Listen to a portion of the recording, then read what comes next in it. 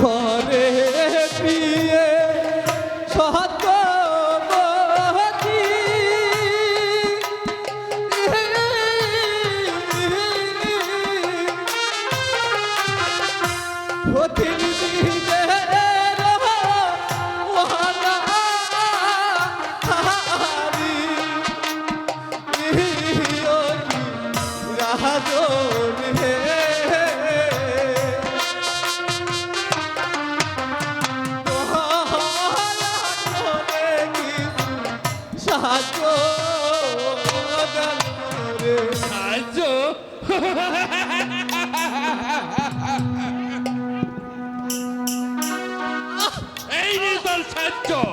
রাজা রঞ্জিত সিংহ কাউকে সাহায্য দেয়নি।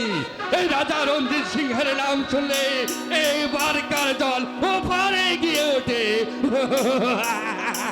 নরাত্তম আজ্ঞে মহারাজ, আজ্ঞে মহারাজ। মহারাজ, আমি আজ দুদিন ধরে আমি আমার স্ত্রীকে নিয়ে অনাহারে আছি মহারাজ। আমাকে কিছু ভিক্ষা দিয়ে ভিক্ষা আমাদের জীবন রক্ষা করবো।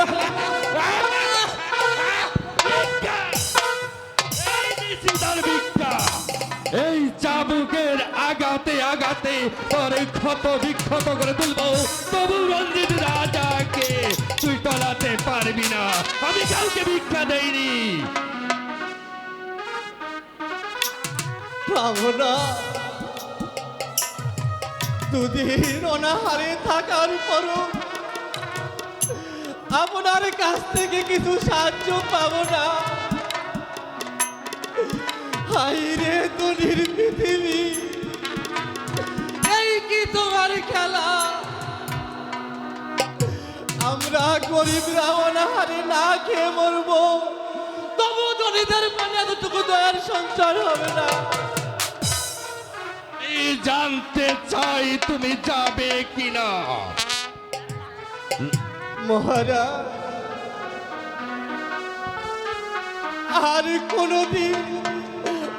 কোনদিন আপনার সম্মুখে এই দুহাত পেতে ভিক্ষা চাইতে আসবো না মহারাজ। আর কোনদিন না, আর কোনদিন না। মহারাজ, বলো। আমারও অপরাধ ক্ষমা কর। আমি বলছিলাম কি, ক্ষুধার্তকে অন্ন দান আর তৃষ্ণাকে জল দান, এ মহাপুণ্যের কাজ হুজুর।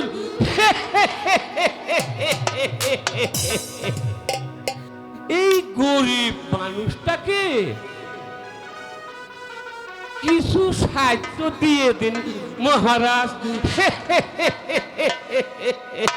ঠিক আছে, আমি ওনাকে সাহায্য দিয়ে দিলাম।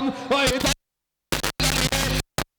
কাঠ বোনাছে, সেখান থেকে রোজ রোজ কাঠ কেটে বাজারে বিক্রি করে তোমার অভাব দূর করে দিবে। যাও।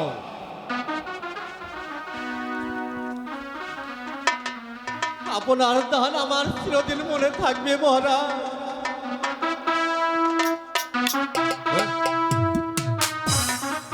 ভক্তবান, এবার বাবা আমি আসতে পারি বাবাজি? আচ্ছা চলে দে বাবা। ওই রঞ্জিত রাজা